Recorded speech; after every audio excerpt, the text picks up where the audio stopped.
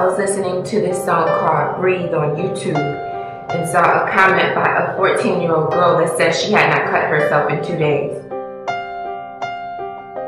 I began to weep aloud because I thought about how broken someone must be to consider death daily. I've been this broken. And while I never strategized to plan, there were nights that I kept "Take Me, Lord" on repeat. You cannot imagine the defeat of grief until you bathe in the putrid scent of death, and its vile lullaby has stolen your stare. Your eyes cannot see light, your mouth cannot hear northward. Your heart no longer beats to the perfectly tuned timbre of your favorite snare, and your fingertips no longer feel pulse. No one intentionally tells himself to not breathe.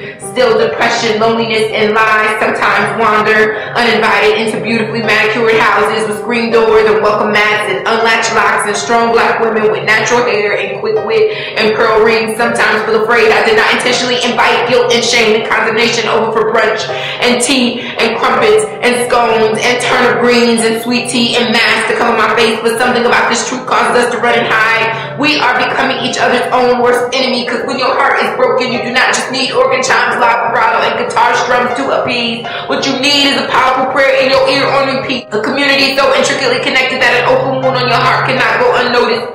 An evangelistic assignment from God that pulls at your soul, fastens itself to your core, singing from inside your skin. In the darkest midnight, songs of faith and anchored hope will cause the bullets to crumble, dismantle the noose, dull the knife, and flush the pills when you feel thrown away.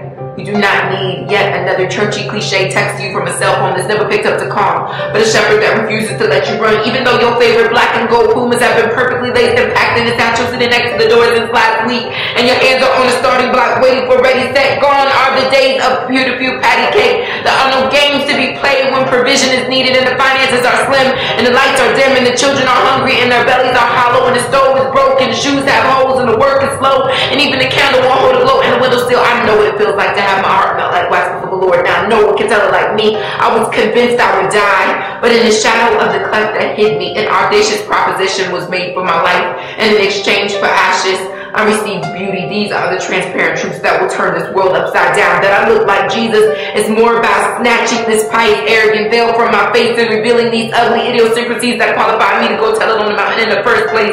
It was not just a hush hallelujah that quieted the groanings of depression, but a compassionate "you are not alone," accompanied by a moment of shared realness and authentic relationship that made me believe I really would not in fact die. I don't want to hear your half-hearted testimonies any longer. I want you to be free enough to set me free. I want to be free enough to let you be. There are 14-year-old girls in this world that have not cut themselves in 2 days. They need to know how to make it to day 3. They need to know how to get peace. They need to believe they can be free. There is healing in your outstretched hands. You will be of those that turn this world upside down and you really begin to love like Jesus. Do you believe that we can change this world?